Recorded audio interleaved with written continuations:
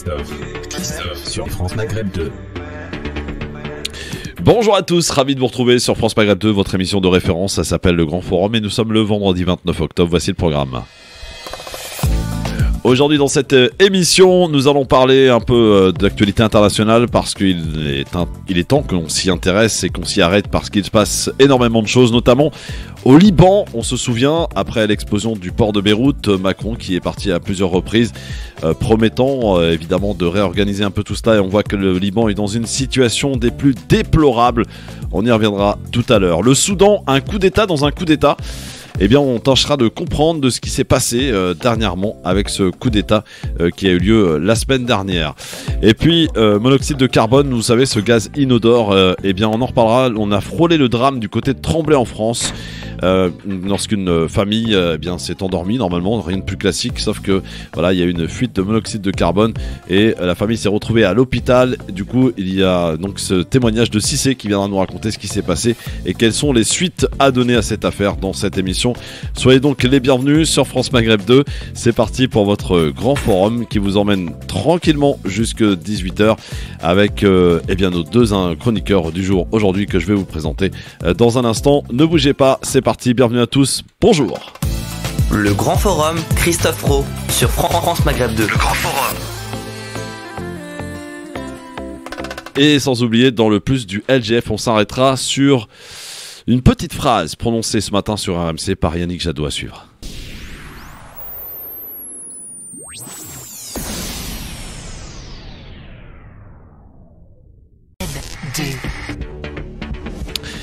Le LGF, le Grand Forum, ravi de vous retrouver sur France Maghreb 2 en ce vendredi. Vous êtes les bienvenus, j'espère que tout le monde va bien sur France Maghreb 2. Avec aujourd'hui, pour nous accompagner, ils sont deux. Emmanuel Dupuis, président de l'IPS. Bonjour mon Emmanuel, comment ça va ? Bonjour Christophe, bonjour Tarek et bonjour aux auditrices et auditeurs, si mon micro veut bien. Voilà, oui, il marche bien, t'inquiète. Voilà, parle bien devant, il n'y aura pas de problème, tout va bien. Tarek Mami est avec nous. Bonjour Tarek. Bonjour Christophe, bonjour Emmanuel, bonjour à toutes, bonjour à tous. Moi je n'ai pas de titre, donc ça va. Si, journaliste. Le titre suprême, journaliste, président de la radio. C'est déjà beaucoup, quand même. Voilà, c'est déjà pas mal. Et puis on a avec nous. D'égalité, vous êtes le plus élevé. On a avec nous quelqu'un là que j'ai invité à venir parce qu'il s'est passé des choses, on va en parler dans un instant. Philippe Bouriaki, ça va mon Philippe ? Hop, Philippe, il est où Philippe ? Hop, il rappelle. Il est parti à la chasse. Voilà, c'est ça. On va l'avoir dans un instant. Voilà, Philippe Bouriaki qui va réagir évidemment à ce qui s'est passé ce matin, évidemment, notamment. C'est la petite déclaration donc de Yannick Jadot qu'on va évoquer dans un instant sur France Maghreb 2. On parlera de deux sujets importants messieurs, notamment le Soudan avec ce coup d'État dans un coup d'État. Est-ce qu'on peut résumer ainsi d'ailleurs en guise de préambule à ce sujet ? On peut parler d'un coup d'État dans un coup d'État ? Moi ça me va comme titre. Ouais, j'expliquerai pourquoi. Ouais. Enfin, pour moi, c'est pas un coup d'État puisqu'il n'a pas perdu le pouvoir. Non, mais il renforce le pouvoir qu'il avait gagné. Donc voilà. c'est un second coup dans le coup d'État, si vous voulez, mais c'est oui, le coup d'État, c'est 2018. Alors on en parlera tout à l'heure, en fait, messieurs. Il s'est débarrassé des civils qu'il avait autorisés. Alors on en parlera tout à l'heure, si vous le voulez bien. Il a été obligé de prendre en considération à l'époque. J'ai retrouvé Philippe Bouriaki. Salut mon Philippe. Philippe. Philippe. La boîte en quoi ? Bon, il nous entend pas, notre Philippe National. On va y revenir dans un instant. Le temps, évidemment, du quiz, hein, parce qu'on ne déroge pas à la règle, bien sûr, le quiz dans cette émission. Un quiz que je trouve relativement facile aujourd'hui, les amis. Ah, bah, je sais pas. C'est gentil, Tarek. Le quiz. J'allais dire que j'allais pas répondre, mais vous laissez gagner. Bouriaki, tu nous entends ou pas ?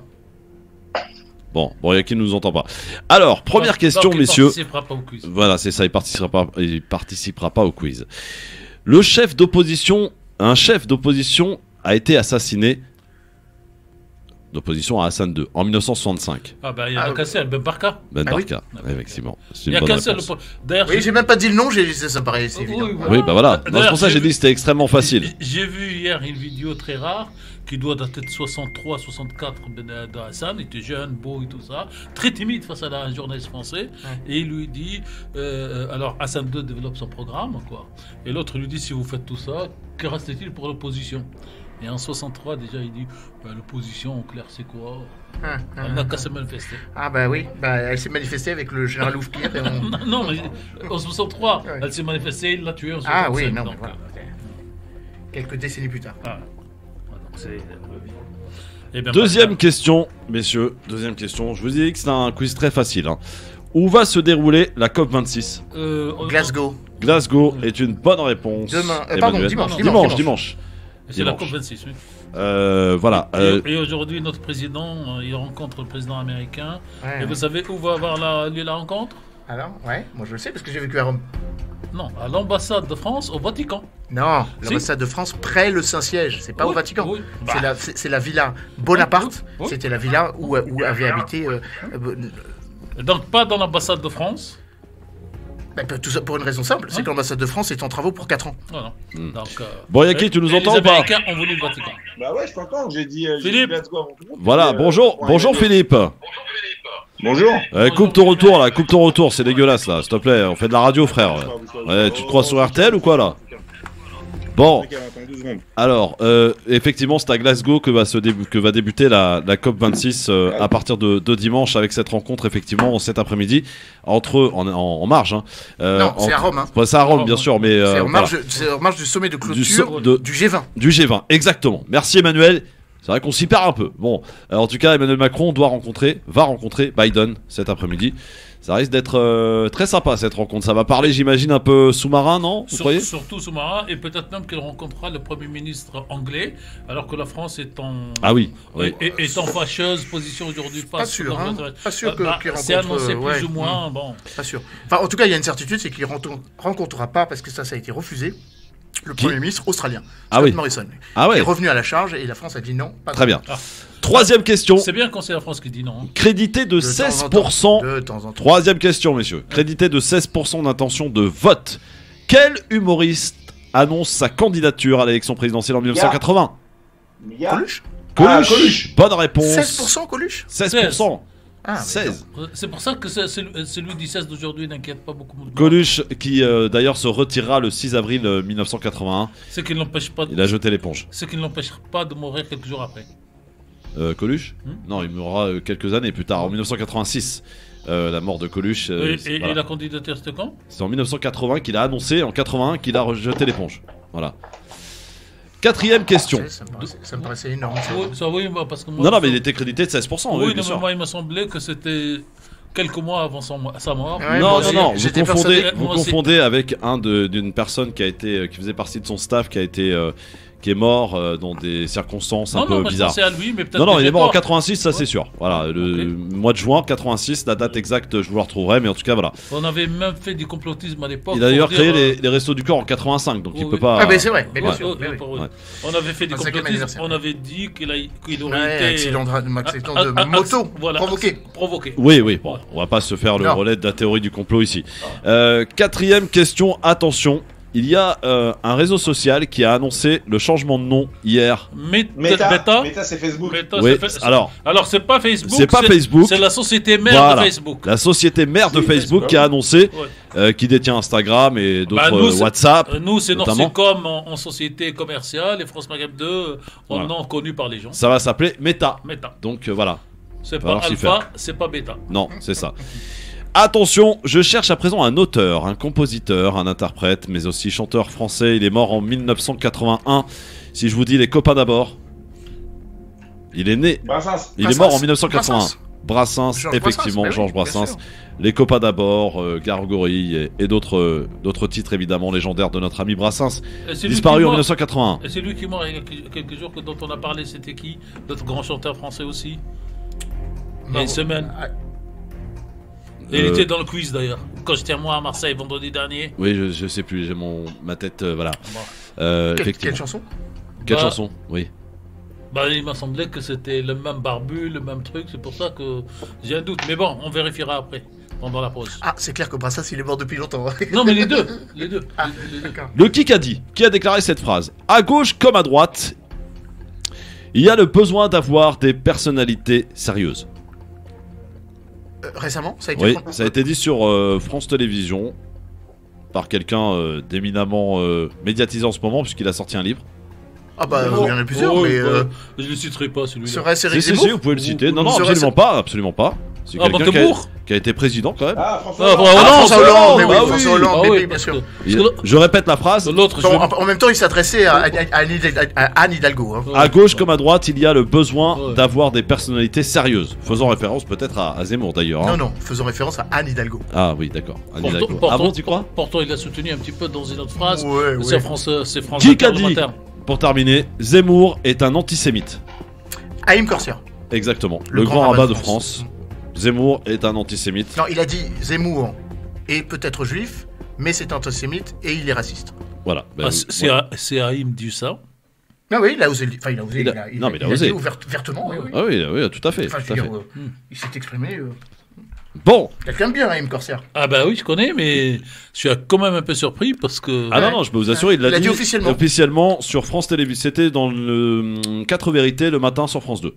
Donc c'est un signal qui est parti quelque part. Ah, je ne sais pas quel est le signal en tout cas. Je pense qu'il a son propre jugement, non ? Non.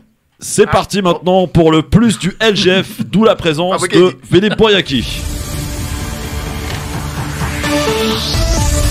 C'était ce matin l'invité de Jean-Jacques Bourdin, Yannick Jadot, le candidat pour la présidentielle pour Europe Écologie Les Verts. Voici ce qui s'est passé à propos de l'abattage rituel, cette petite phrase prononcée qui passe mal chez certains. Écoutez. Avant de parler de la chasse, j'ai simplement une question sur le bien-être animal. Est-ce que vous êtes favorable à la suppression de l'abattage rituel ? Oui. Oui ? Ah oui, sans ambiguïté. Sans ambiguïté. Sans ambiguïté. Plus de viande cachère ou halal ?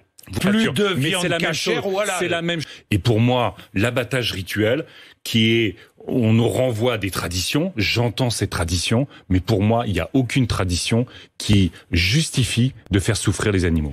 Ça, c'était chez Bourdin. Alors, s'apercevant peut-être d'une petite bourde ou quelque chose qui pourrait mal passer, en sortant de BFM TV RMC, il a fait un petit live rapide, une petite vidéo sur Twitter. Voici ce qu'il dit. Je sors de chez Jean-Jacques Bourdin et sa matinale et s'est posé la question de l'abattage rituel. Qu'il n'y ait pas d'ambiguïté. Les religions peuvent avoir leurs traditions, y compris leur abattage.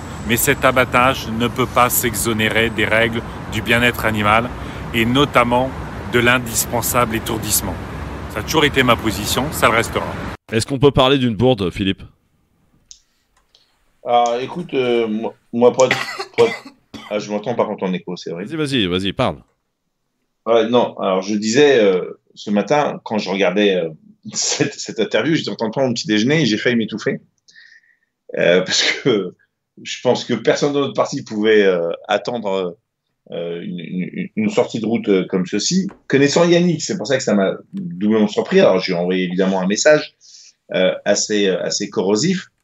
D'ailleurs pas qu'à lui mais sur plusieurs groupes, donc ça s'est vachement enflammé et nous sommes plusieurs à leur envoyer des messages et donc en fin de compte il s'est rendu compte de l'énormité entre guillemets, je mets bien entre guillemets, l'énormité qu'il a pu dire parce que comme il a pu le dire sur sa vidéo et c'est ça qu'il voulait dire, sauf que lorsque t'es pas très réveillé, que Bourdin vous le connaissez, il envoie des pics comme il faut bien placés quand tu t'y attends pas.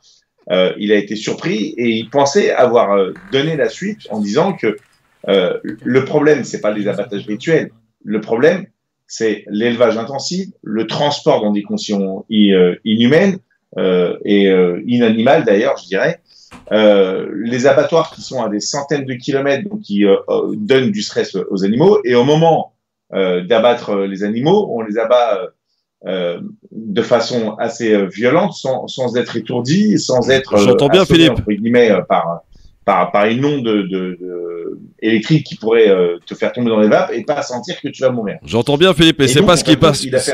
C'est pas ce qui a été entendu ce matin. Je veux dire, quand il lui dit est-ce que vous êtes pour l'abattage, enfin est-ce que vous êtes contre l'abattage rituel, il dit oui, et il insiste bien Bourdin en disant donc plus de viande cachère, plus de viande halal. Et là, il s'enfonce, j'ai envie de dire. Donc, pour le coup, j'entends tes explications. J'entends aussi peut-être que c'est la version d'ailleurs qui est défendue par le parti d'Europe Écologie Les Verts. Mais est-ce qu'on peut dire que maintenant Yannick Jadot peut se permettre d'avancer un petit peu en solitaire avec des prises de position comme non. Voilà.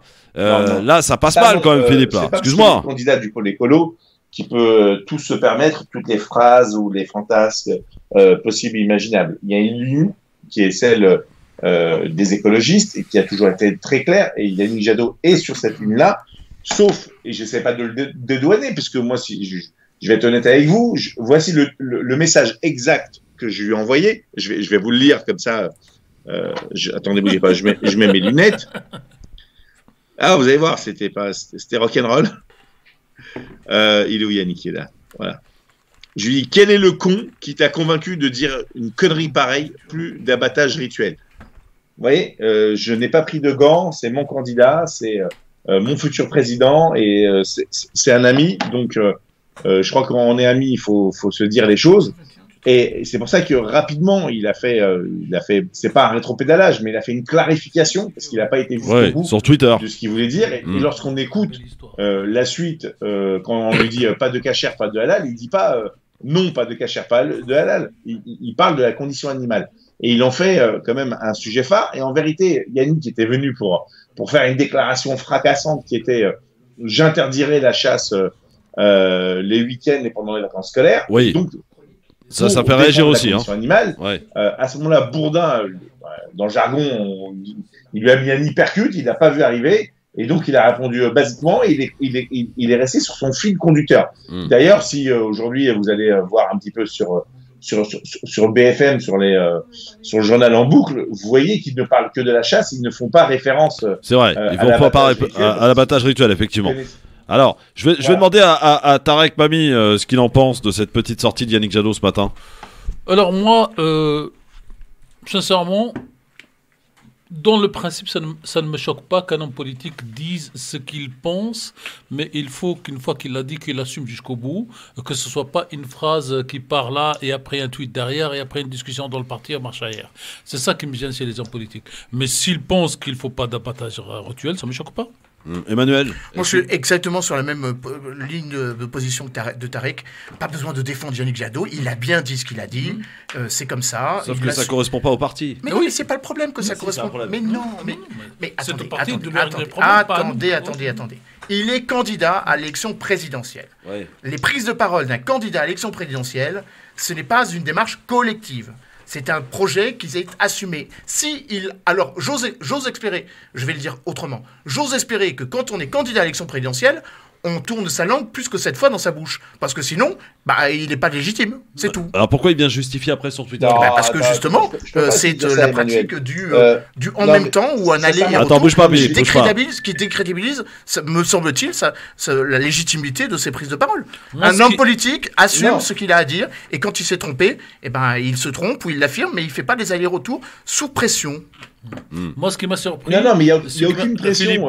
Philippe. Alors, c'est mal connaître Yannick Jadot. Non, mais Philippe, moi, ce qui m'a surpris, c'est la réponse intuitive, oui. Parce que si on réécoute la question. Il l'a dit en plus, il dit oui, je suis affirmatif. Bourdin n'a pas terminé la question, que déjà il dit oui. Oui, c'est ça, c'est la rapidité. Voilà. Il aurait pensé, vous savez, on peut la réécouter, Philippe. Excusez-moi, s'il avait dit sur la question de la bataille, bouge pas. Il se donne 5 secondes de mémorisation. Ok, mais quand on dit oui, ça veut dire qu'on est sûr de son coup, quoi. C'est ça, Philippe. Non, mais attendez, j'entends ce que vous dites. Je vous dis, je connais Yannick. Yannick, loin d'être mon leader, je suis ce qu'on appelle, alors je suis peut-être pas dans le premier cercle, mais je suis un ami proche de Yannick Jadot. Donc je connais foncièrement et viscéralement ce qu'il pense. On va faire simple, Philippe. Il l'a dit. Non, mais qu'est-ce que ça n'a rien à voir avec la laïcité? Monsieur Mami, je m'entends d'écho. Il l'a dit ou il l'a pas dit? Je peux plus rien comprendre. Si, il l'a dit ou il l'a pas dit? Non, mais Monsieur Mami, vous voulez que je réponde? Oui, il l'a dit. Stop, oui, voilà. Maintenant, continuez à... Je vous ai... Monsieur Mami, pour être complètement transparent, attendez. Il faudrait qu'on s'appelle sur autre chose, c'est pas possible, je m'entends l'écho. Pour être complètement transparent et honnête, c'est moi qui vous ai alerté sur le groupe LGF Planning, et je vous ai même envoyé la vidéo et les différentes vidéos, et j'étais le premier à être scandalisé et choqué. Je vous dis juste que lorsqu'on est en interview, et moi ça m'est déjà arrivé d'être sur des plateaux, et d'être surpris par une réponse et de répondre de manière aussi simple que je viens de faire, oui ou non. Sauf que lorsque vous souhaitez développer et qu'on vous coupe et que vous perdez le fil conducteur de ce que vous voulez dire, et ça arrive, et ce qui prouve que Yannick Jadot n'est pas un surhumain, c'est un homme avec. C'est léger comme argument, ça, Philippe. Franchement, cet argument-là. C'est un populisme, voyons. Non, ça, Philippe, pardon, mais il a excuse-moi. quand même de Cet l'expérience, argument-là. Yannick Jadot. C'est pas la première fois qu'il passe chez Bourdin. C'est pas un blaireau. On a vu les plus grands champions du monde faire des bourdes alors qu'ils ne pensaient pas. Alors ils assument. Mais oui, voilà, il faut l'assumer. Je vois pas ce qu'il y a de choquant d'assumer. Il aurait pu dans la vidéo dire ça, c'est ma position personnelle, mais dans la réflexion globale du parti, c'est non. On s'honore toujours à être dans la ligne de sa pensée. Voilà. Quand on sort de sa pensée. Mais c'est pas sa pensée, justement. C'est ça que je crois que vous n'avez pas saisi. Ce n'est pas sa pensée. Il a répondu de manière assez brève à quelque chose dans lequel il a été surpris par rapport à la question. Camus dirait, cher Philippe, qu'il a parlé à l'insu de lui-même et c'est lui-même qui ne maîtrise pas sa pensée. Non, il n'a pas parlé à l'insu de lui-même. Oui, on va pas essayer de déformer tout. Vous savez, nous, on est des responsables et on assume tout ce qu'on fait. Il n'a pas parlé à la suite de lui-même. Sauf que la question était posée de telle façon où il a répondu par oui, mais donc c'est la faute de Bourdin. En ne prenant pas le temps de développer, de développer ce qu'il a dit après sur son tweet. On parle de l'étourdissement afin de respecter la condition animale. J'essaie pas de me raccrocher aux branches ou d'essayer de sauver. Je vous dis, moi, je lui ai envoyé le message immédiatement. Quel est le con qui t'a suggéré cette connerie, quoi? Bon, Philippe. Il n'y a pas eu de détail. J'ai pas pris de gants et je prendrai pas de gants avec Yannick ni quoi que ce soit. Il va falloir qu'il prenne quelques cours de communication, alors. Vous pensez bien que vous aurez été sur mon Twitter aujourd'hui ou sur mon Facebook et j'aurais dit que non seulement je me désolidarise de Yannick Jadot, et je me serais mis en retrait de la campagne des élections présidentielles et j'aurais recherché un autre poulain. Si je l'ai pas fait, c'est parce que je connais Yannick Jadot et je sais que c'est pas le fond de sa pensée. Alors, il a fait une bourde, il l'a pas développé, certes, et il se rattrape tout de suite après avec un tweet. Sauf le que mal est comme il fait. Moi, on a eu des échanges très houleux sur les listes de diffusion en interne. Le mal est fait parce que je suis persuadé que ça a heurté énormément de nos compatriotes juifs et musulmans aujourd'hui en se disant mais le seul type qui était censé représenter le courant progressiste, humaniste, se met à faire du Zemmour, mais où est-ce qu'on va? C'est un peu discutable. Alors, Philippe, pour terminer, moi j'ai conseil à donner à Jadot. Je peux? Oui, bien sûr, évidemment. Je vais le conseiller de prendre Philippe Bouriaki comme conseiller avant de passer à l'antenne et de lui faire de brief. Oui. Moi, je lui conseille de plus passer chez Bourdin. Ouais, c'est ça. Et surtout... Il est pas assez préparé. Voilà. Et puis surtout, quand tu lui poses la question, il fait comme Georges Marchais, il retourne la question 3 fois. Vous venez de me poser la question sur l'abattage machin. Non, ça permet de revenir et de sortir... Oui. Non, c'est ça, c'est la rapidité avec laquelle il a dit oui. Monsieur Mamie, je suis très flatté que vous lui conseillez de me prendre comme conseiller, mais je crois pas que c'est la chose la plus judicieuse. Oui, c'est vrai. Te connaissant un petit peu, non, c'est peut-être pas judicieux. Il a vu l'être ce matin et donc je pense pas que ça soit très diplomate, mais merci infiniment. Je pense que je serais plus utile sur d'autres secteurs si l'équipe de campagne de Yannick Jadot se donne bien la peine de retrouver mon numéro de téléphone. Vous voyez, je suis assez critique envers les gens, mais après, pour Yannick et comme pour les autres, je peux concevoir que des fois, dans l'élan, on oublie la base, comme vous avez si bien dit, et on peut se laisser dépasser par des petits mots sans aller au plus loin dans le développement de ce que vous voulez dire. Et lorsque vous avez des Bourdin & et Christophe Roux, des fois aussi. Mais on fait notre boulot. Vous avez qu'à vous préparer nos questions, c'est tout. Et ça déstabilise. Bien sûr, évidemment. Je lui mets sous couvert aujourd'hui une erreur, et c'est une erreur grave et importante, et qu'il en prenne et qu'il en tire leçon. Mais je demande aux auditeurs et aux auditrices de France Maghreb 2 de ne pas penser un instant que Yannick Jadot est pour la suppression de l'abattage rituel et qu'il n'y ait plus de halal et de kasher dans tous les étals de France. Pour ton information, Christophe Roux, auquel tu faisais référence, a passé et l'extrait en question, mais aussi sa mise au point qu'il a faite sur Twitter. Donc, en matière d'objectivité, pas de leçon à recevoir. C'est pas l'objectivité que je remets en question. C'est au moment de l'interview quand tu passes. Mais chacun son métier, mon frère. Écoute, qu'est-ce que je te dis? Tu envoies des hypercutes et des crochets. On est là pour ça et vous êtes là aussi pour répondre. Comme Morandini, etc. Donc c'est tout à ton honneur. Merci mon Philippe, je t'embrasse. Bon courage, bon courage pour la suite. Ça va pas être évident. Allez, alors de temps en temps dans cette émission, il y a une rubrique... On sait comment ça va finir surtout. Je sais pas, on verra. Il y a une petite rubrique qui s'appelle Ils ont osé. C'est parfois des petites déclarations un petit peu... ils ont osé, tout simplement. Jingle. Je crois que vous avez certaines choses à me dire. À quoi tu penses? Je pense que quand on mettra les cons sur orbite, t'as pas fini de tourner. C'est insupportable, enfin, votre attitude. Mais enfin, ça va pas. Vous croyez qu'ils oseraient venir ici? Con, ça ose tout. C'est pas ça qu'on les reconnaît. Ils ont osé. Alors, ils ont osé, c'est Éric Zemmour qui a osé, effectivement, cette petite sortie. Écoutez. Je suis très populaire. Quand les fois où je vais à la synagogue, je suis très populaire. Je conseille à Monsieur Khalifa de venir avec moi et on verra qui sera le plus populaire. Éric Zemmour. Le président du CRIF. Éric Zemmour, Francis Khalifa, c'est le président du CRIF. En fait, Zemmour se dit plus populaire. Il conseille à Khalifa de venir avec lui à la synagogue. Alors, il a osé. Je veux vous sortir du tiroir exactement la même chose. Il y a le très grand écrivain égyptien qui s'appelle Akkad, qui est, j'allais dire, le Jean-Paul Sartre, pour avoir une idée, en Égypte. Et un jour, il y a un journaliste qui vient de le voir et lui dit: je viens d'avoir un tel humoriste, je ne ferai pas de comparaison en France. Quand je lui dis Akkad, il me dit: qui c'est celui-là? Qu'on descende dans la rue et on va voir combien de personnes vont me saluer, moi, l'humoriste, et combien de personnes vont saluer Akkad. Akkad lui dit: alors tu lui diras que demain je lui donne rendez-vous place de la Concorde. Lui, il viendra d'un côté, moi j'amènerai la plus grande danseuse à l'époque en Égypte qui s'appelle Fifi. Et on verra combien de gens vont le saluer lui, combien de gens vont saluer Fifi. Donc ces gens qui parlent comme ça, ils n'ont aucune humilité, aucune dignité. Monsieur Khalifa, en tout cas le président des CRIF, lui a été élu par une institution.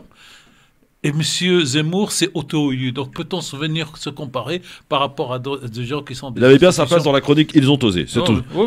Voilà. Oh, dans un instant... il aurait sa place tous les jours, mais bon, on va pas en faire. Oui, c'est vrai, mais bon, on essaye de varier quand même. Vous avez vu que Nadine Morano s'est fait voler son téléphone à la gare de l'Est? Certainement par une noire. Non, par quelqu'un qui avait pas apparemment en situation irrégulière. On l'a arrêté. On l'a retrouvé. Le mec qui a volé le téléphone de Madame Morano. Incroyable. C'est un immigré. Ouais, bah oui, c'est un immigré. Absolument. Ouais. Emmanuel, tu te fais piquer ton téléphone dans le métro, pas sûr qu'on le retrouve. Hein. C'est sûr même. Moi, je me suis fait piquer. Puisqu'il y a dedans, c'est possible qu'on le retrouve quand même. Ah, d'accord. Ah, on va regarder ça, tiens, en antenne. Dans un instant, on s'attaque au Soudan. Un coup d'État dans un coup d'État. Oui ou non? Emmanuel n'est pas tout à fait d'accord. Tarek, oui. On en reparle dans un instant avec vous, chers amis auditeurs, pour comprendre ce qui s'est passé une nouvelle fois au Soudan. On pensait qu'après El Béchir, eh bien, on en avait terminé. Eh bien, visiblement, non. La question que je poserai tout à l'heure. À tout de suite.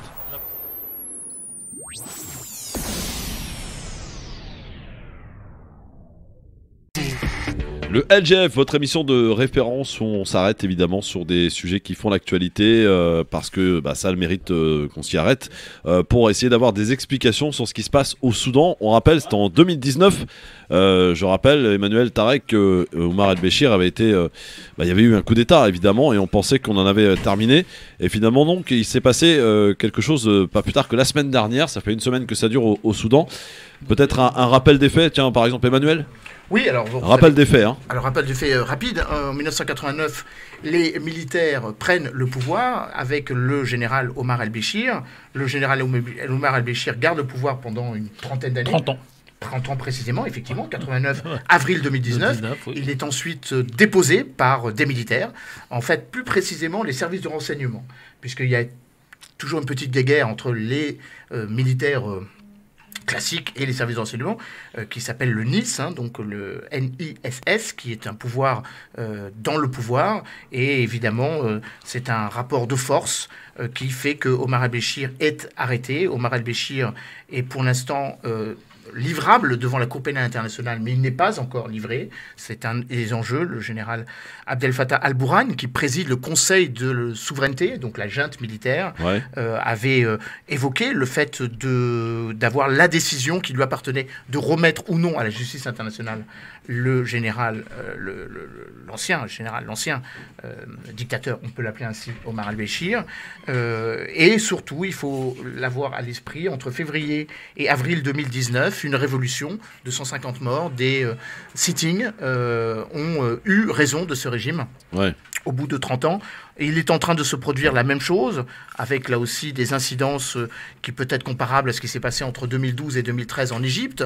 C'est le principe de la contre-révolution, où l'on remet en cause un certain nombre d'acquis de la révolution, accessoirement par ceux qui avaient provoqué la chute d'Omar el-Béchir. Si je dis pas de bêtises, cette fois-ci, il semblerait que quand même ce soit des hommes qui soient non identifiés, qui aient par exemple arrêté des ministres. C'est le service d'enseignement, le NIS. Ouais. Tarek, sur le Soudan. Sur le Soudan, pour moi, c'est un coup d'État dans le coup d'État, puisque pour des raisons de fatigue de régime de militaires soudanais en 2019, donc d'autres militaires ont relayé le militaire. Il y a eu scission, ça veut dire qu'il y a eu scission dans l'instance militaire ? Non. Donc c'est la nouvelle génération qui est arrivée, qui a été promue par el-Bashir, un peu comme le président égyptien avait promu donc le général el-Sisi, et donc oui, merci. Général el-Sisi. Et donc, ils ont déposé le Bachir. Sauf que, quand les militaires ont fait cette attaque de destitution, il y avait un mouvement populaire qui durait depuis à peu près 6 mois pour demander le changement de régime et non pas le départ de Béchir. C'est ça la grande différence. Et quand Béchir est tombé ou a été arrêté par ses pairs militaires, là, il y a une révolution populaire. Des marches populaires qui ont exigé beaucoup de choses, et c'est au bout de quelques jours ou quelques semaines que El-Barhan, qui est le chef de la junte, a cédé face à la rue et au peuple.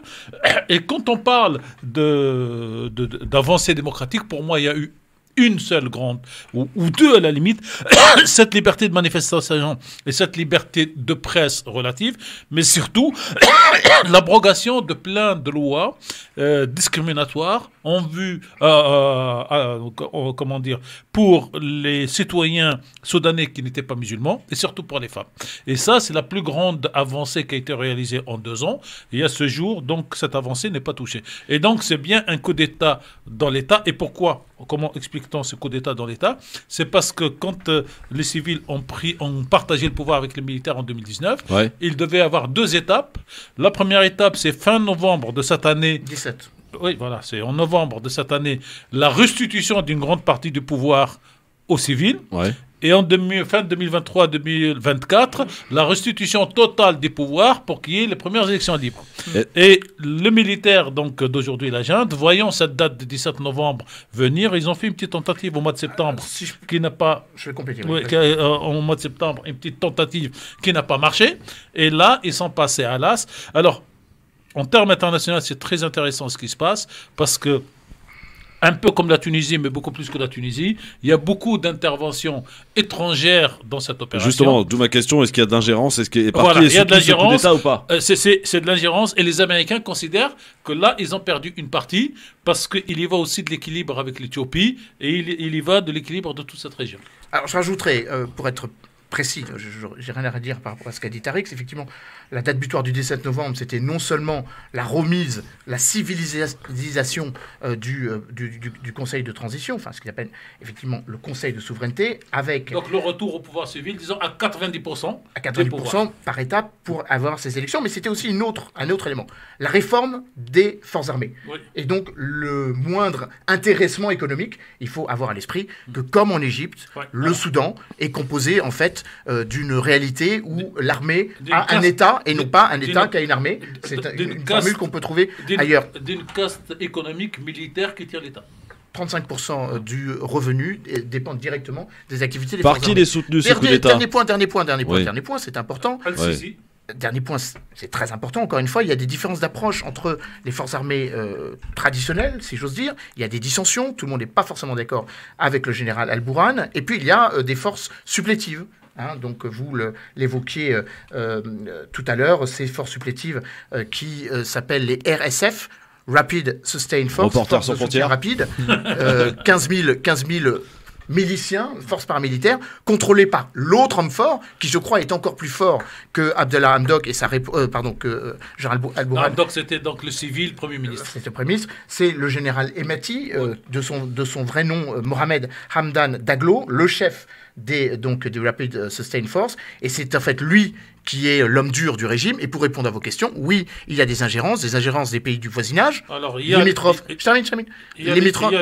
Je termine. Il y a aussi la Turquie. Il y a aussi la Turquie. C'est un élément déterminant dans cette histoire, puisque la Turquie veut faire la jonction entre son influence qui est réelle en Somalie, sa capacité d'action et de nuisance vis-à-vis de l'Égypte.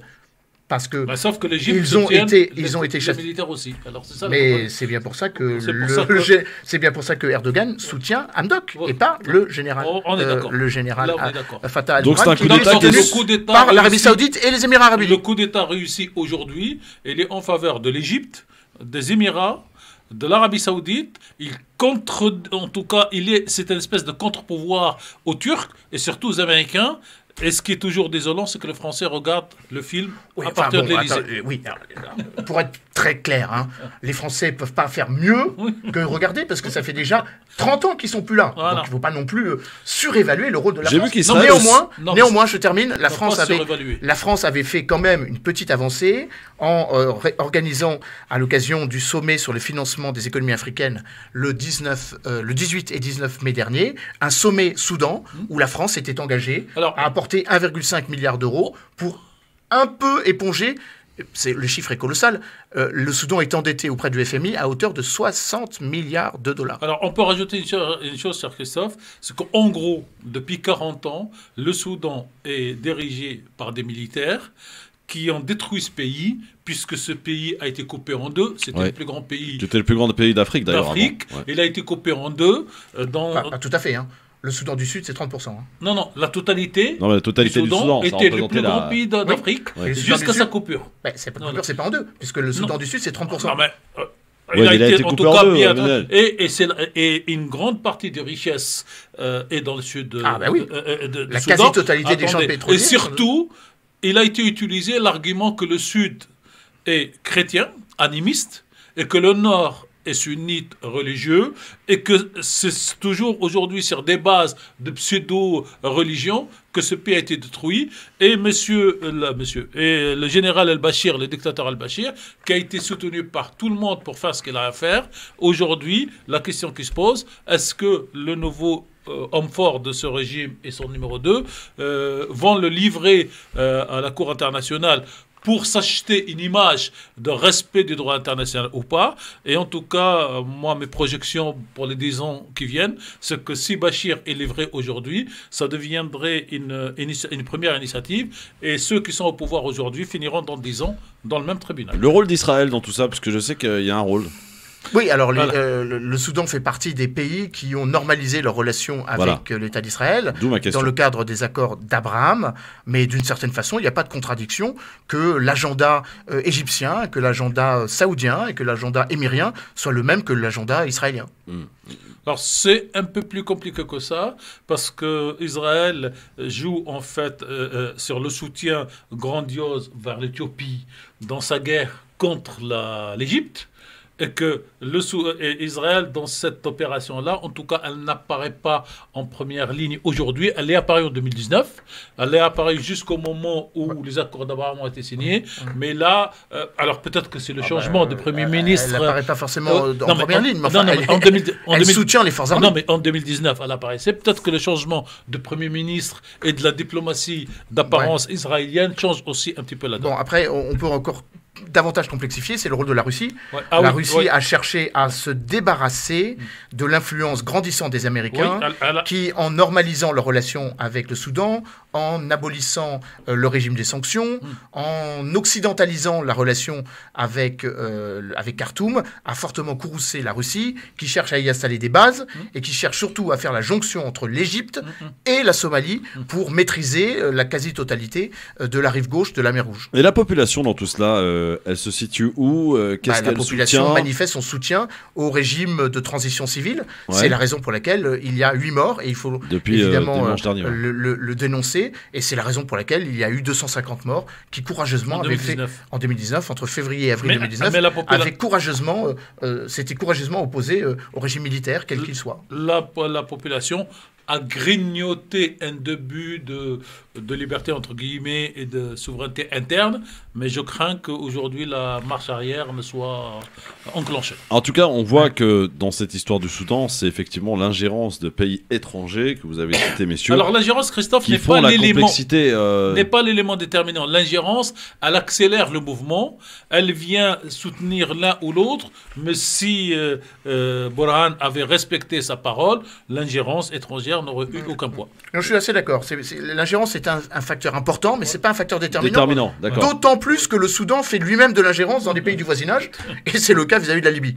D'accord. Ah, le Soudan fait de la. Ah bah oui, il y a des mercenaires soudanais qui sont en Libye, qui sont Non, supplétifs mais du maréchal c'est Haftar. bien de comprendre, et il faut que vous soyez vraiment essayer d'être ludique, parce que c'est vrai que le grand public ne comprend pas trop ce qui se passe au Soudan et dans ces pays-là, parce que d'abord on n'en parle pas. Ouais. Les médias français ne s'intéressent pas à cela, parce que comme vous le disiez d'ailleurs si bien, Elle la s'intéresse France ne à la fait que synagogue, regarder. c'est lui qui va plus aux synagogues ou moins à la synagogue. Ouais, c'était moins notre zone d'influence. Hein. Le Soudan français qui est Djibouti, le Soudan tout court, c'était Soudan anglais. Hein. Il s'est passé la défaite de Fashoda, ce qui a limité notre capacité à peser dans cette région du monde. Un auditeur est avec nous, qu'on connaît bien d'ailleurs, c'est Docteur qui est avec nous. Bonsoir Docteur. Oui, bonsoir mes amis. Voilà, donc merci de m'avoir accepté à votre antenne à propos du Soudan. Donc je pense que je vais faire des ennemis aujourd'hui. Monsieur Tariq Mami et votre collègue, l'autre, j'ai oublié son nom. Emmanuel Dupuis. Monsieur Dupuis. Et nous, on n'a pas d'ennemis, on n'a que des contradicteurs. Oui, contradicteur total aujourd'hui, monsieur Mami. Alors docteur, allez-y, on vous écoute. Je vous écoute. C'est vrai, d'un côté, les médias français ne s'intéressent que très peu. Bon, ça, vous l'avez bien dit. Maintenant, le Soudan, il faut que vous le sachiez. L'ensemble, c'est le pays le plus... Mais il y a un peu de racisme, malheureusement, pour le Soudan. On l'appelle Soudan français, Soudanais, tout ça. Non, le Soudan français, c'est pas... Le pays le plus politisé du monde. Non, attention. Actuellement, on va laisser parler. Ils sont placés, c'est placé par effectivement des forces étrangères, Bachir et compagnie. Ouais. Ceux qui sont arrivés, pareil. Il y a une trentaine de partis politiques de gauche. Parti Ba'ath al-Arabi al-Ishtiraki. Oui. Parti communiste, les Che-Guevaristes, je cite, sont vent debout et contre les civils et contre les militaires. Oui. Plus, actuellement, on est en train de dire le sud chrétien animiste, le nord tout ça, pour hacher malheureusement ce pays. Oui. Même les Soudanais, en Syrie comme au Liban, se font le plus politisés depuis mon enfance. Vous voyez, c'est pas depuis hier. Donc actuellement, je réponds et je me résume, c'est parti pire que la Syrie. Vous vous rappelez, monsieur Mami et monsieur Christophe, qu'on a parlé de la Syrie, c'est pas le sujet aujourd'hui. C'est parti pour une trentaine d'années encore. Ils vont faire plier toutes ces influences étrangères là-bas. C'est le Soudan. Il terminera par une unification dans peut-être une cinquantaine ou une trentaine d'années. Attention, c'est tout le mal qu'on lui souhaite. Hein. Oui, alors sur le Soudan français, Emmanuel, le Soudan français, c'est pas. Non, le Soudan français, c'est pas le Soudan. Ça n'a jamais été le Soudan. Le Soudan français, c'est ce qu'on appelle maintenant Djibouti. Ouais. Oui, d'accord. C'est pas la même chose. Bah oui, c'est pas la même chose, docteur, quand même. Oui, je sais. C'est-à-dire, quand on dit, ils se mêlent. Oui, d'accord, mais c'est-à-dire l'Égypte. De toute façon, avant d'oublier une autre idée, c'est que ça va partir comme les années 48-49. Bon. C'est-à-dire une succession de coups d'État. Moi, je l'ai pensé avec beaucoup de gens, dès qu'ils ont normalisé, à la différence des pays au turban, l'Arabie et tout ça, moyenâgeux, dès que le Soudan, on a fait pression, il ne fallait pas M. Burhan et l'autre Sadok et tout, dès qu'ils ont signé, on a senti qu'il y aura la merde. Excusez ma grossièreté au Soudan. Merci, docteur, pour votre intervention. Et vous m'avez pas énervé. Ouais. Je vous ai écouté superbement bien. Oui. Alors, effectivement, est-ce que vous souscrivez à l'analyse de notre auditeur là qui dit que c'est parti pour une quarantaine d'années avant une unification. Pour plusieurs raisons. Premièrement, parce que les ingérences extérieures qui peuvent être des éléments de perturbation peuvent aussi être des éléments de rassemblement ou en tout cas de pression. Il faut avoir à l'esprit quand même que le Soudan ne peut pas vivre sans l'aide internationale et que c'est un moyen de contrainte, un moyen de conditionnalité. Un pays tellement riche. Un pays tellement riche, mais ça c'est pas le problème aujourd'hui, c'est le problème depuis l'indépendance. Et évidemment, je pense que la pression internationale est telle qu'on ne laissera pas le pays être démantelé. Ça, c'est mon premier point. Il n'y aura pas de somalisation du Soudan pour vous ? Non, il n'y aura pas de somalisation parce que justement les intérêts économiques sont tels qu'on ne pourra pas gérer une somalisation qui est déjà proche, la Somalie, l'Érythrée, l'Éthiopie et la Libye. Ça suffit. Je pense que tout sera fait et tous les efforts seront faits pour normaliser. Ça, c'est mon premier point. Deuxième point, comme je le disais, la position n'est pas, manichéenne. Il n'y a pas d'un côté les bons militaires et les gentils militaires. Vous avez des rapports de force, des pressions, les services de renseignement qui cherchent à sauvegarder leur intérêt économique. C'est l'économie de la prébande. Évidemment, pourquoi est-ce qu'on a un déclenchement de cette affaire maintenant ? Ce n'est pas une question d'animisme ou de religion. C'est tout simplement parce que les militaires avaient peur qu'on leur enlève leur gagne-pain. Quand je parle d'animisme, c'était pour le prétexte de la séparation. Oui, en 2011. Mais c'est en 2011. C'était il y a 10 ans. Et ça n'a rien à voir avec le contexte aujourd'hui. Non, mais aujourd'hui, c'est qu'ils ne veulent pas perdre le pouvoir qu'ils ont. Et en fait, et économique. Économique. Oui, mais en fait, ils ont donné en façade une parcelle de pouvoir. Et là, ils voient que la parcelle va devenir réelle.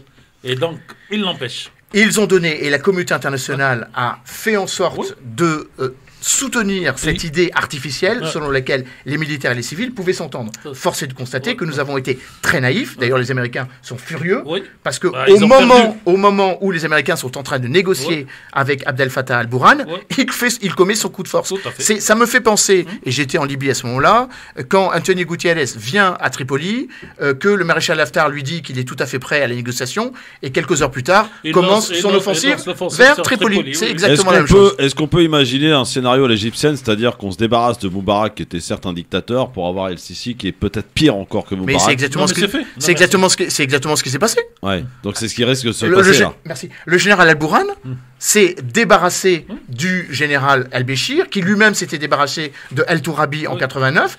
Tourabi n'étant pas militaire. Mais oui, mais c'était un islamiste quand même. Et c'est exactement la même chose. En fait. Non, mais on ne mélange pas tout. En fait, le problème, c'est pas islamiste, pas islamiste. Le problème, sauf que El-Tourabi, il était islamiste. Non, le problème n'est pas là. Le problème, c'est que les militaires s'accommodent de ceux qui leur permettent de faire ce qu'ils ont à faire. Alors après, je reprécise encore une fois. Voilà. Alors, s'ils sont islamistes et qu'ils les laissent faire, ben, ils les laissent. Mais s'ils sont islamistes et qu'ils ne les laissent pas faire, ils les dégagent. Donc l'idéologie importe peu dans le contrôle militaire des pays. À aucun moment, j'ai dit que l'idéologie comptait. J'ai dit que pour le présenter au grand public, c'était la meilleure façon de le présenter. On ne peut pas dire autre chose. Voilà. C'était un idéologue islamiste. Qui a lui-même été embastillé par le général Béchir, qui lui-même était aussi islamiste et qui l'a utilisé. D'un mot, en une phrase pour rendre simple ce qui peut paraître complexe. Ce qui s'est passé en Égypte en 2012, quand le président Morsi gagne les élections, quand il est défait par un coup de force institutionnelle, un référendum qui appelle au pouvoir le maréchal Sissi, c'est exactement la même chose. C'est le principe de la contre-révolution. Est-ce que c'était un coup d'État ? Mais c'est pas un coup d'État. Comment peut-on dire que c'est un coup d'État ? Ils sont au pouvoir. Non, en Égypte, je te parle. Quand on a dégagé Morsi, est-ce que c'était un coup d'État, oui ou non ? J'ai dit que c'était un coup de force institutionnelle, c'est pas la même chose. Ouais, mais bon, vous jouez sur les mots là. D'abord, il y a une chose qui est un prisme déformant de ce qui se passe au Soudan, c'est le volet idéologique. Le volet, je répète pour la troisième fois pour les auditeurs, le volet idéologique importe peu. Ce qui islamiste ou pas, ce qui importe, c'est qui contrôle le pouvoir. Et donc, qui contrôle le pouvoir de fait, en façade ou derrière, c'est les militaires. Et ils étaient derrière, donc Tourabi et d'autres, ils ont pris le pouvoir en première ligne.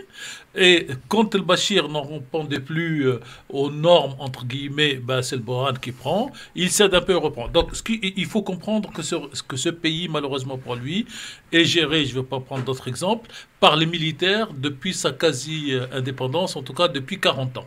Et c'est ce problème qu'il faut comprendre. Les militaires ne veulent pas lâcher le gâteau économique parce que c'est leur contrôle de l'appareil de l'État qui leur permet, Emmanuel avait dit tout à l'heure une phrase, il y a des États qui ont une armée, et il y a une armée qui est un État. Et au Soudan, il appartient à cette catégorie. Oui, ça, c'est pas le seul cas en Afrique. Hein. Oui. Il faut quand même rappeler que depuis l'indépendance, il y a eu 150 coups d'État en Afrique. On parle au Soudan. Il n'y a pas une spécificité soudanaise. Hein. Oui, bien sûr.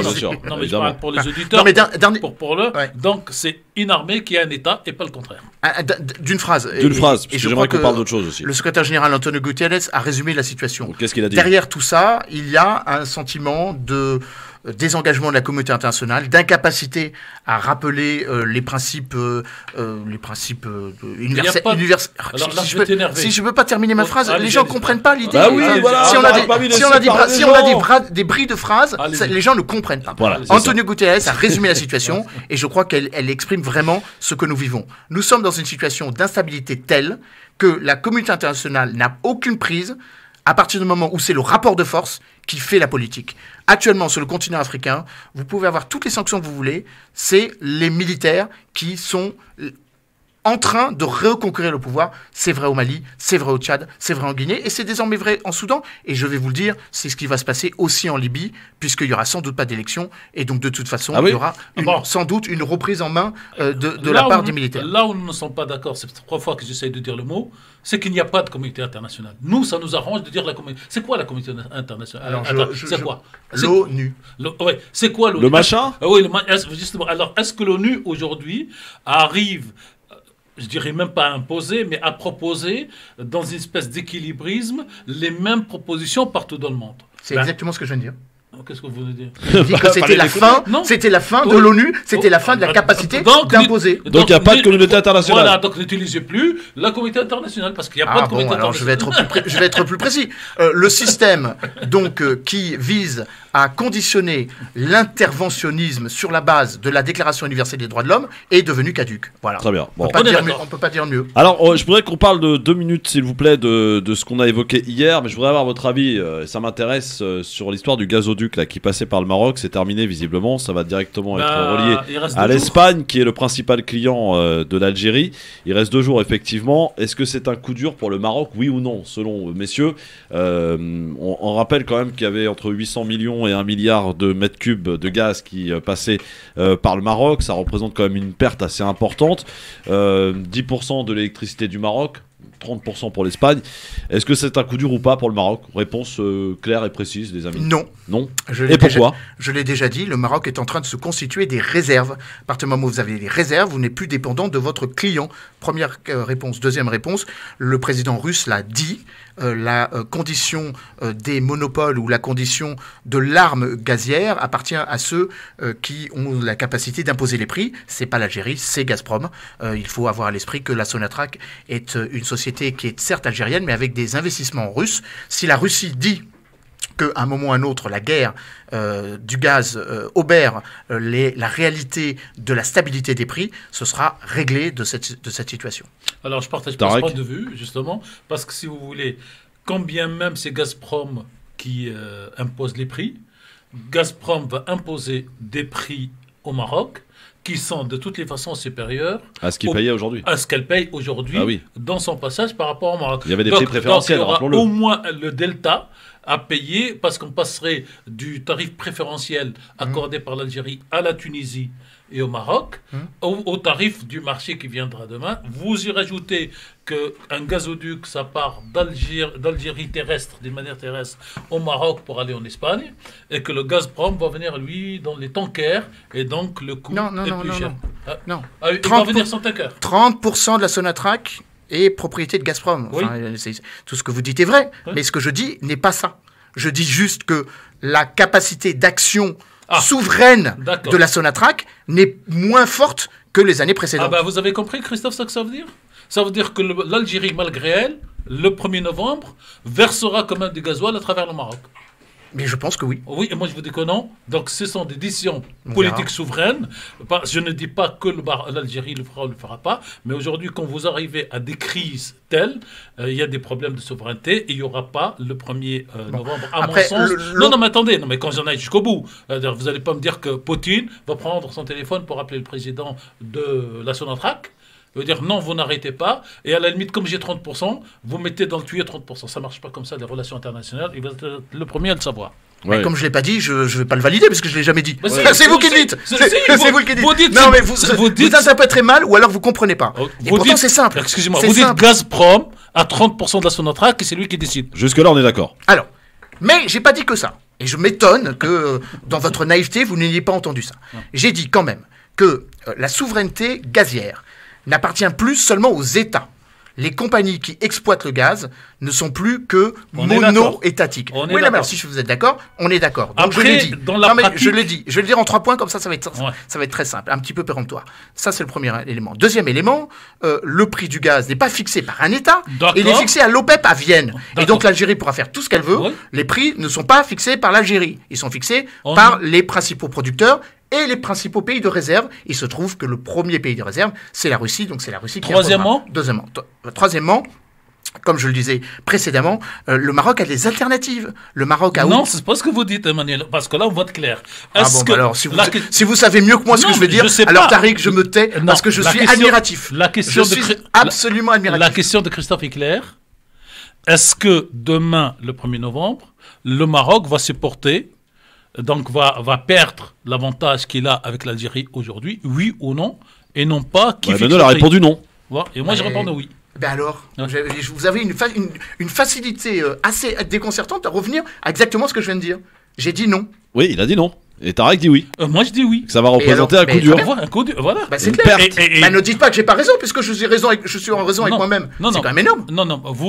Vous nous faites comprendre que Gazprom et Poutine vont obliger l'Algérie à continuer à verser donc ce gasoil parce qu'ils ont 30%. Ou alors j'ai mal compris. Ouais, vous avez totalement mal compris. Okay. C'est hallucinant. Oui. J'ai dit que la pression de la Russie fera que l'Algérie a pour l'instant pas encore décidé. Ça, je pense que vous pouvez être d'accord avec moi.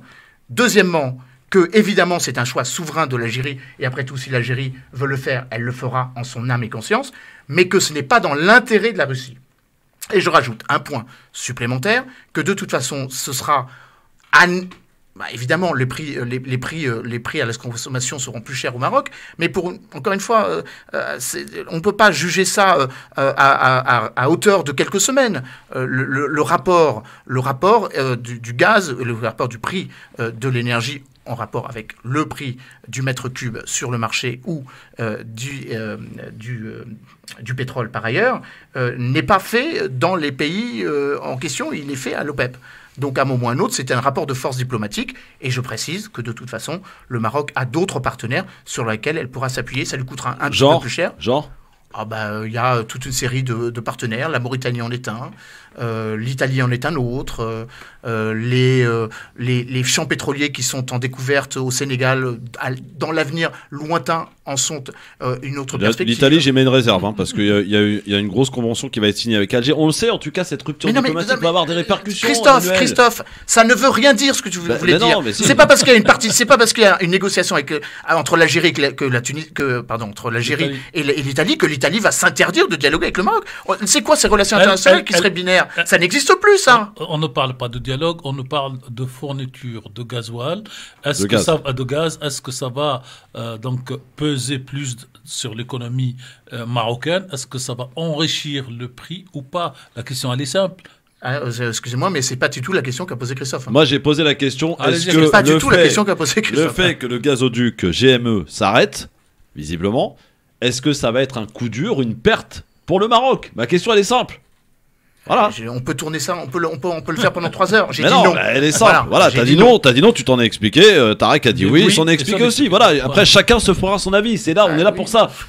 Chacun donne son avis et les auditeurs se font leur propre point de vue en ayant les éléments à connaissance. Et tourner dans l'autre sens, c'est compliqué de faire valoir son point de vue. Non, mais non, pas du tout. C'est chacun exprime son point de vue. Vous avez un regard différent sur la situation. Après, aux auditeurs de se faire leur point de vue, c'est tout, par rapport à ce que vous venez de dire. Alors, je rajouterai moi dans l'analyse que moi j'ai le regret de constater cette situation de mal-relation entre le Maroc et l'Algérie qui plombe le développement des deux pays, mais aussi celui de la Tunisie et celui même de la France, puisqu'on parle en général d'un point de PIB de perdu pour les 4 pays, et que, encore une fois, j'ai vu cette vidéo vieille mais nouvelle pour moi de Hassan II, et qui dit il faudrait qu'on arrive à faire, j'allais dire, de l'économie en laissant, il n'y avait pas encore le problème de Sahara, qu'on laisse de côté les difficultés politiques pour construire une union sur des bases humaines, sociales et économiques. Et c'est dommage que l'Algérie et le Maroc n'arrivent pas à trouver ce chemin qui peut... La Tunisie non plus, hein. Non, mais la Tunisie n'est pas partie prenante dans l'Union du Maghreb arabe, un peu quand même, non? Si, elle n'est pas. Est-ce qu'on peut parler d'utopie quand on parle de Maghreb uni là? On peut parler d'utopie aujourd'hui. Alors, il est populaire, il est humain, mais il n'est pas politique. C'est une idée qu'il faut garder. Oui. Non, elle est. Aujourd'hui, elle est impensable. Elle est irréalisable pour l'instant. Dans le contexte actuel. Voilà. Ça ne veut pas dire que demain, ça ne sera pas le cas. On est quand même. Changement de génération, changement de mentalité, changement d'intérêt géostratégique. L'Union du Maghreb arabe, c'est février 89. Hein. Ouais. C'est tout récent. Ah non, monsieur, allez, 1936. Oui, enfin bon, d'accord. Enfin, 1936, les États n'étaient pas. Non, oui, mais justement, même pas souverains mais justement, 1936, avant les États, c'était fait à Paris par les élites maghrébines de l'époque sur indépendance et union maghrébine. Dans un instant, on va parler un peu du Liban, les amis. C'est 89. Oui, bah oui. En tout cas, d'un point de vue souverain, évidemment, souveraineté, évidemment. Dans un instant, le Liban. Est-ce que la France a abandonné le Liban? C'est la question que je pose clairement aujourd'hui. Le Liban est vraiment dans une situation on ne peut plus dramatique. On en reparle dans un instant. Restez avec nous sur France Maghreb 2, le LGF, émission de référence. On débat, on partage, on échange.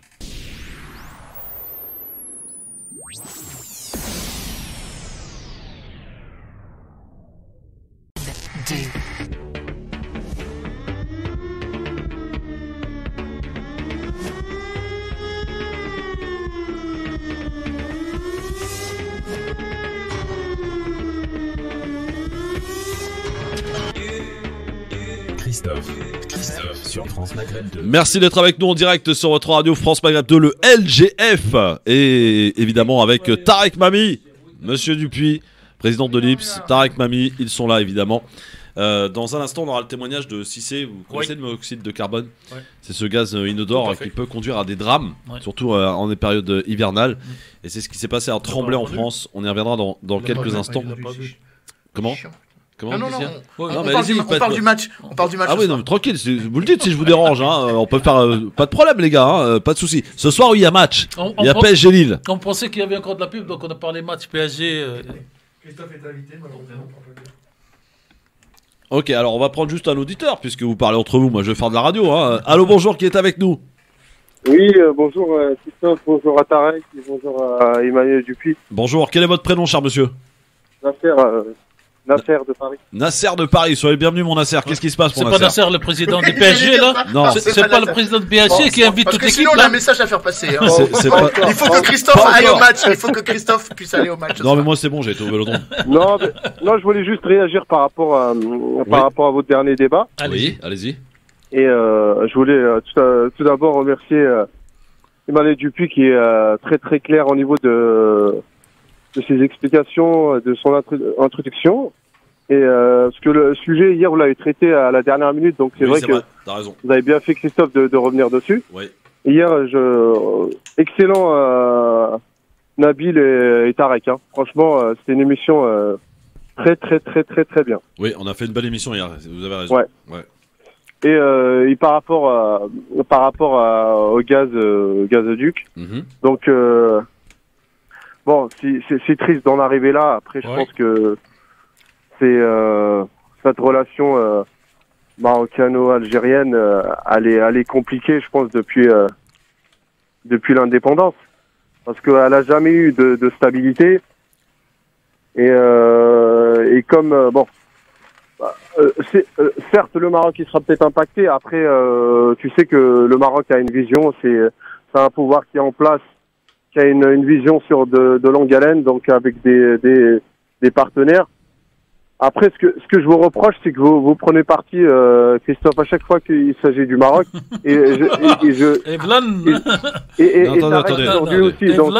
Attendez. La question c'est très intéressant d'entendre effectivement ce genre de remarques. Pardon, juste parce qu'il m'a interpellé là. Non, mais la question était simple, courte. Vous avez 2 points de vue. Un qui est plutôt favorable, entre guillemets, à la vision marocaine, l'autre plutôt à la vision algérienne, et c'est Christophe qui prend le coup. Ouais, alors moi, j'aimerais vous entendre. Donnez-moi un exemple, cher Nasser, où ici à la radio j'ai pris position pour ou contre le Maroc, ou pour ou contre l'Algérie. L'autre. Non mais donne-moi un exemple, parlez là, vas-y parle. Une passion algérienne, je peux pas vous l'enlever. Dis pas n'importe quoi, Nasser. Nasser, dis pas n'importe quoi, c'est important. Non mais c'est très important ce que tu dis et ça permet de mettre le point. Je t'écoute tous les jours. Donc oui, bah tu peux m'écouter tous les jours et pour autant. Et ça fait des années. Oui, bah je suis dans l'objectivité, mon cher ami. Désolé. Voilà, j'essaye d'être neutre. Effectivement, j'ai peut-être un point de vue. J'ai peut-être. Avec Tarek, j'avais essayé de le perturber à chaque fois qu'il avançait un argument, Emmanuel Dupuis. Et pourtant, il était très très clair. Vous dites n'importe quoi, Nasser. Excusez-moi. Félicitations. Et je l'ai perturbé pour le Soudan aussi ou pas? Non, ça c'est autre chose, ça, le Soudan. Non, mais moi je pose la question. Ah voilà. Nasser, on est d'accord. Vous avez votre point de vue. Vous avez votre point de vue et je le respecte. Parce que même quand il s'agit du Hirak, des fois, Christophe, j'ai l'impression que tu vas à l'encontre des peuples pour défendre. Des fois, encore une fois, moi j'évite une chose, Nasser, j'évite une chose. Il faut des fois mettre en avant les peuples avant les dirigeants. Oui, parce que évidemment le peuple c'est le Hirak, évidemment, on a tous compris ça. Tu tombes dans le piège de Sofiane Lakhdari qui a des compétences. D'accord, ok, super. Mais des fois il parle avec le cœur, mais il a pas il dit pas toute la vérité. Oui, tu es un peu d'ailleurs le Sofiane Lakhdari du Maroc, mon cher Nasser. Non, voilà, mais assume-le, y a pas de souci. Non, moi je suis très ouvert. Oui, bien sûr. Nasser. J'ai la même vision que ton invité d'hier, Nabil, très très ouvert et cohérent. Il a dit une connerie, Nabil, hier. Bon, c'est pas grave, ça arrive. Il y a des problèmes, certes. Nasser, on va pas y passer l'émission. Alors moi j'adore la phrase de comment il s'appelait l'un des anciens patrons du parti de Sarkozy, de Védian. Quand on parle d'ouverture, il a dit moi aussi je suis pour l'ouverture jusqu'au rang du RPR. Et donc vous êtes pour l'ouverture jusqu'au rang de l'idée que vous défendez. Mais c'est pas grave, c'est l'avantage de France Maghreb 2. Non mais c'est l'avantage. J'apporte mon point de vue. Bien sûr, mais vous avez l'avantage. Mais vous avez l'avantage ici à France Maghreb 2 d'abord de vous expliquer moi comme ça et moi j'en suis heureux. Attendez. Et vous avez parler des gens, Nasser, c'est important d'écouter mon Non. Je vous écoute tous les jours. Voilà. Et je rajoute qu'aujourd'hui, comme d'autres jours, vous avez Emmanuel, vous avez Tarek, vous avez Nabil, vous avez Philippe, vous avez un tel panel de points de vue que forcément vous trouvez un petit peu votre idée défendue par les uns ou par les autres, par l'un ou par l'autre. Mon cher Nasser, et pour terminer là-dessus, effectivement, comme tout être humain, j'ai un point de vue, mais je le garde pour moi. Et en dehors de l'émission, et à l'antenne, pardon, laisse-moi le terminer. Arrêtez de couper sans arrêt, c'est énervant, sincèrement. Je vous dis, non, mais faut laisser parler les gens, c'est important parce que tu sais, après on va faire du Bourdin ou du Hanouna, ça a aucun sens. Pour le coup, je te dirais juste une petite chose, effectivement, comme vient de le dire Tarek, il y a des chroniqueurs aujourd'hui qui représentent une idéologie, qui viennent la défendre, qui viennent argumenter. Et la position marocaine est dominante aujourd'hui. Alors pour quelqu'un qui est anti-Maroc, excuse-moi. Voilà. Bon, mon cher Nasser, en tout cas. Si tu peux me permettre. Parce que, bien sûr, je t'en prie. Il n'y a pas à dire si la position marocaine est dominante. Non, il y a des faits et des réalités. Et après, c'est des faits que tu défends toi, c'est pas forcément une réalité. Non, mais moi je ne défends aucun fait. Moi je peux être pour l'Algérie s'il y a des raisons objectives et pour le Maroc s'il y a des raisons objectives. Faut pas raisonner comme ça en disant il y a un rapport de force qui s'établit. C'est pas moi qui raisonne comme ça. On m'amène là-dessus. C'est pour ça, moi je réponds là-dessus. Je termine précisément. Premièrement, l'équation ne se joue pas qu'à deux. Il faut arrêter de penser qu'il y a le Maroc et l'Algérie. C'est pas vrai. Il y a un environnement, il y a une régionalisation et qu'on ne peut pas opposer l'un et l'autre. Et tout ça, c'est anachronique de dire que c'est l'un contre l'autre. Ça, c'est quand même un élément que les auditeurs doivent avoir à l'esprit. Encore une fois, ce serait leur faire injure de penser qu'on est dans une logique de guerre des sables. C'est fini cette période. 63. Et évidemment, il faut se désoler de la situation, mais encore une fois, comme toute relation internationale, ça passe par des hauts et des bas, ça passe par des hommes de bonne volonté ou d'autres moins, c'est cyclique, et je crois que ce qui est très important, et c'est ce que j'ai voulu dire par rapport à cette question de l'élément contraignant donc de la perte donc de la mise en place du gazoduc reliant l'Espagne, le Maroc et l'Algérie précédemment, c'est que encore une fois tout est dans l'évaluation et dans l'évolution des choses. On aurait pu d'ailleurs rajouter sur ce point-là, comme ça règle la question, que de toute façon il ne faut pas se réjouir du fait que le gaz devienne un élément déterminant dans la géopolitique des États, alors que la COP26 précise que si on va dans cette perspective, eh ben, l'Algérie et le Maroc seront vraiment très très très loin de cette réalité, et donc il faut avoir des énergies renouvelables. C'est la raison pour laquelle dans cette période de contrainte, eh ben, c'est dans l'intelligence des économies, et je crois que le Maroc comme l'Algérie doivent évidemment être moins dépendants du gaz. Voilà, ça règle le problème. Et pour terminer, mon cher Nasser, pour ce qui est du Hirak, alors tu as raison de préciser là-dessus, le Hirak qui au départ en 2019 demandait le départ et était contre le 5e mandat et de départ de Bouteflika. Ici à France Maghreb 2, je pense que vraiment on n'a pas de leçon à recevoir, et on a été une des rares radios à en parler, à le mettre en valeur, à interviewer tous les acteurs du terrain.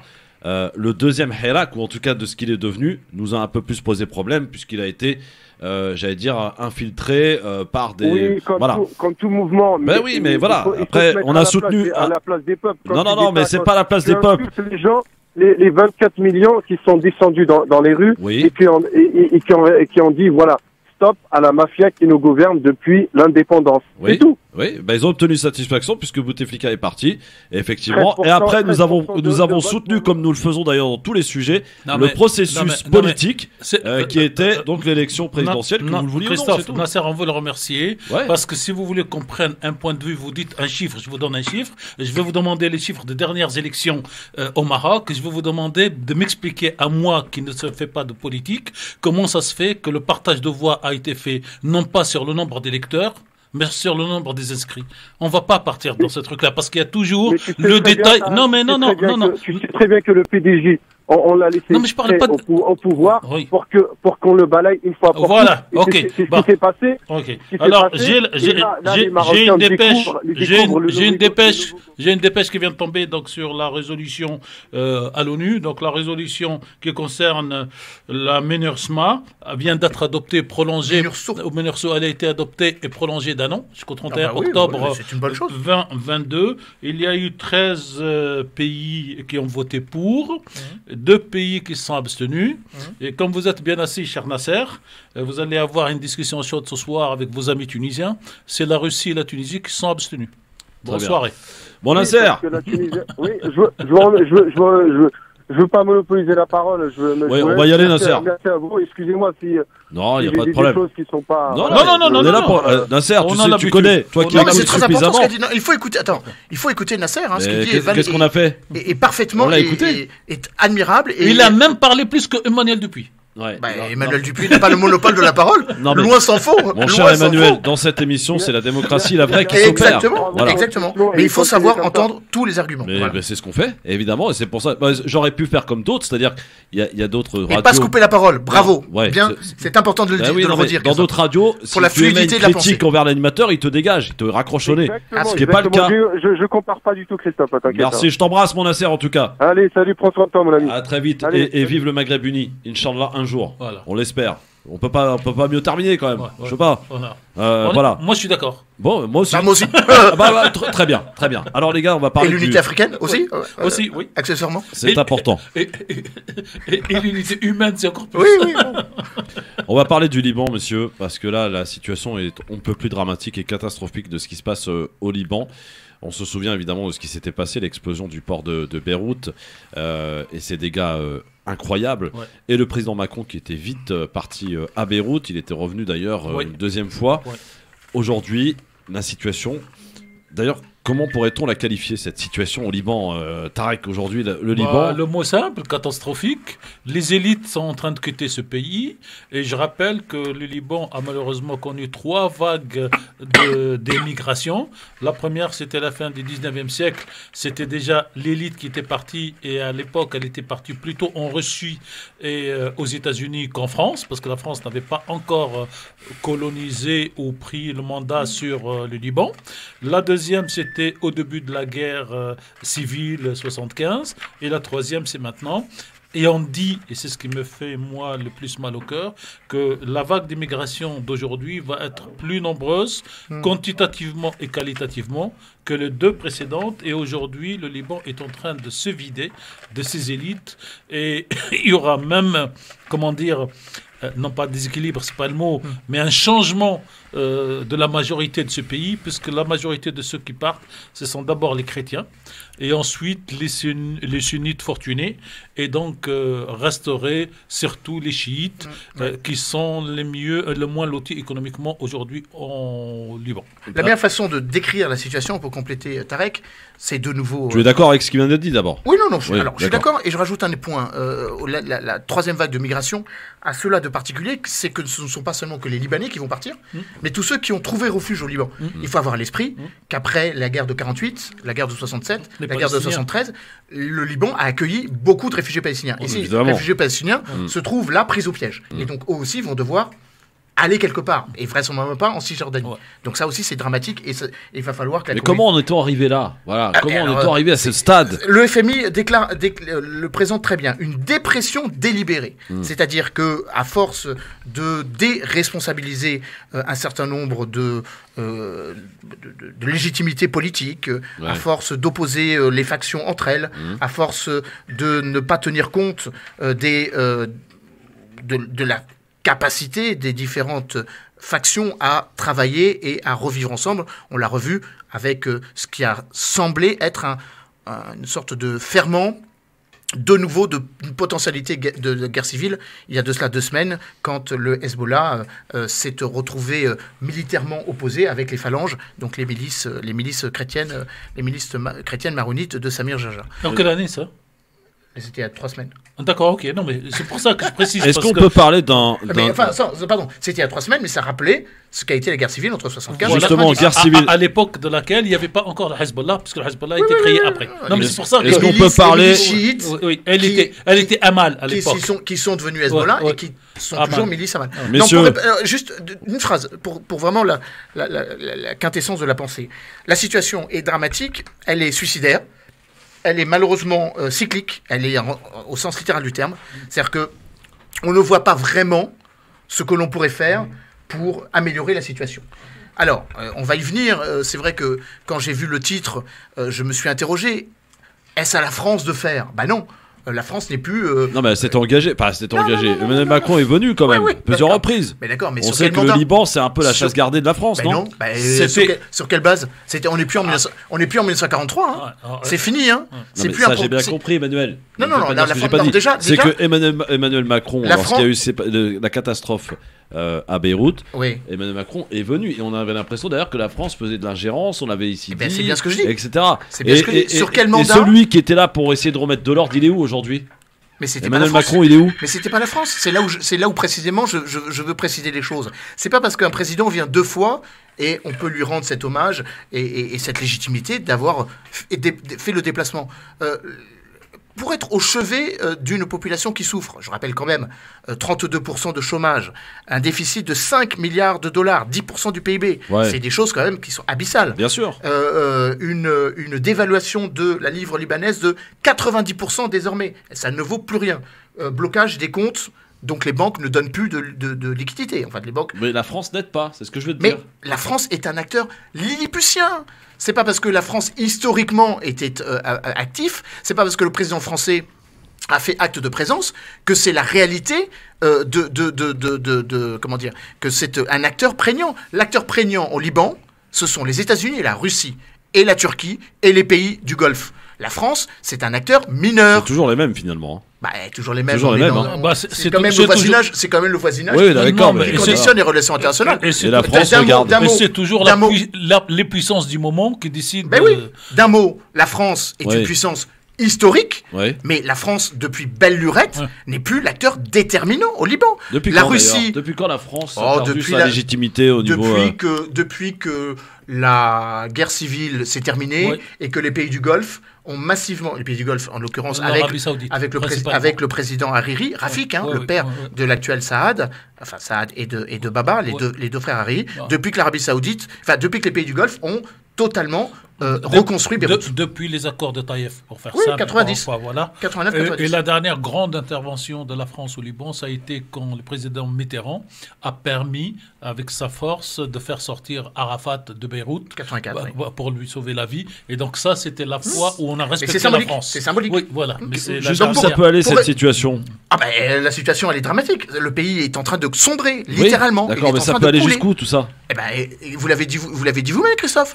Ça va vers un départ des Libanais. Voilà, mais moi ils quittent le navire. Non, mais je vais faire peut-être de la provocation pour les auditeurs de France Maghreb 2, et je sais que le docteur écoute. Le Liban est un pays artificiel créé de... Quoi? Oui, allez jusqu'au bout. C'est un pays artificiel créé... Le Grand Liban, oui. Le Liban, non. Le Liban tout court. Non, le Liban a été créé par le Liban a été créé par le traité de Lausanne. Oui, non mais le Liban... Le traité de Sèvres, pardon. Oui, tout à fait. 1920.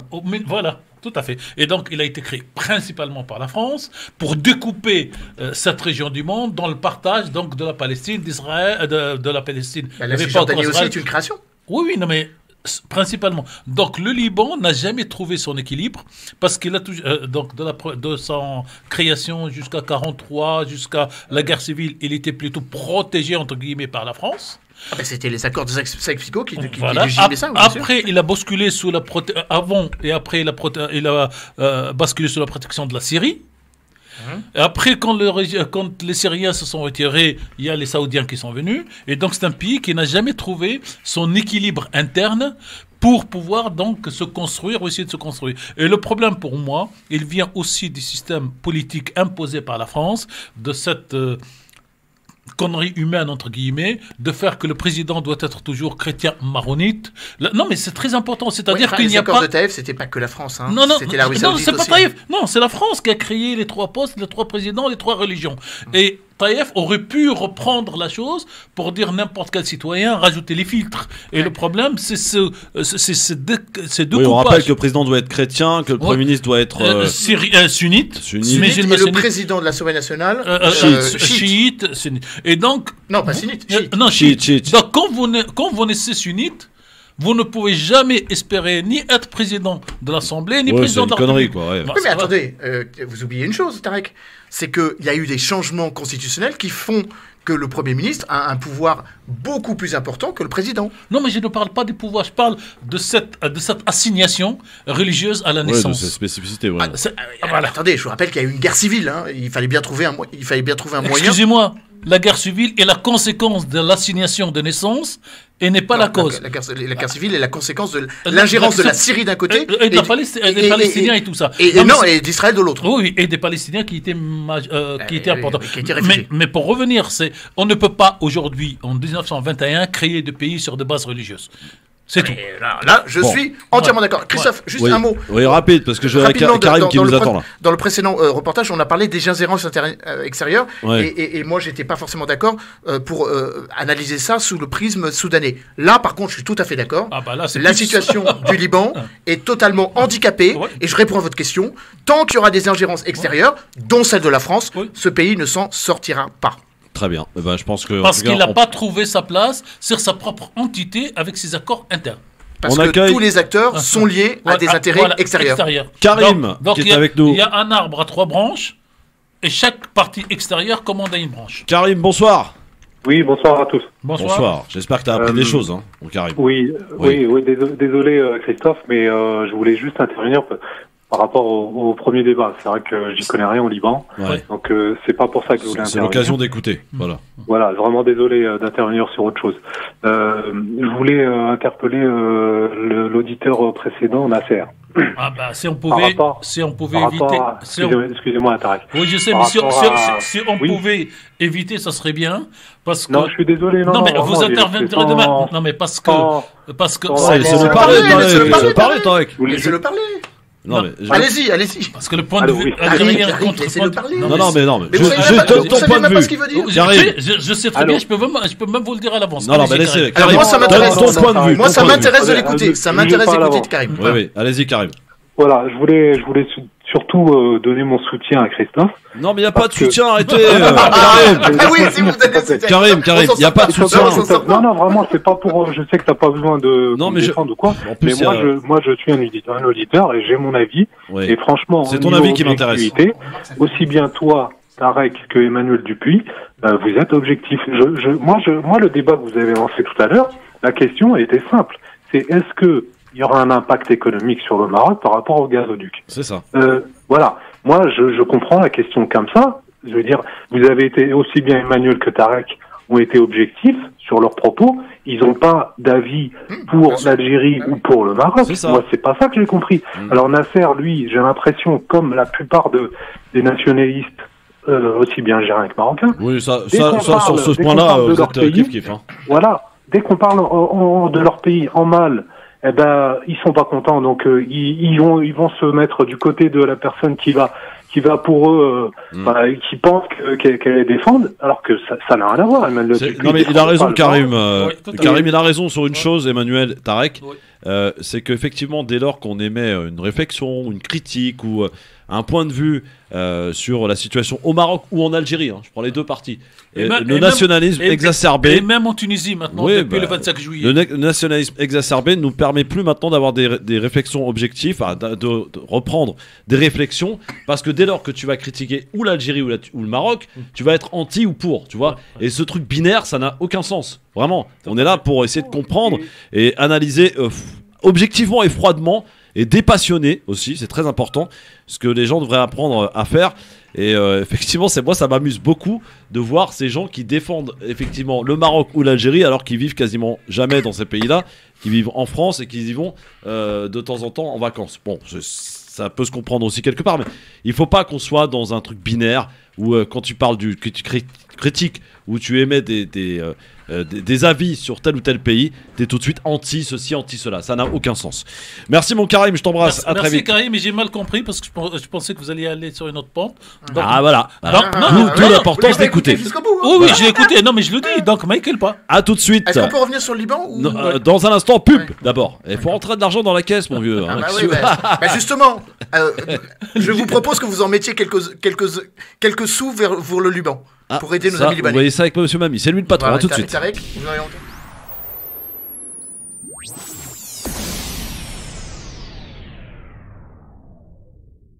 Merci d'être avec nous en direct dans le grand forum, mon cher Emmanuel Dupuis. On va le dire aux auditeurs, là, il y a conférence de Biden en ce moment. Oui, absolument. On est en train d'écouter ça en direct. Enfin, conférence. Oui, c'est la rencontre au sommet entre Joe Biden et Emmanuel Macron. Oui. Bon, c'est des messages très courtois. Le président américain rappelle l'immensité, la profondeur de la relation d'amitié entre nos deux peuples, mais ça ne règle pas le problème.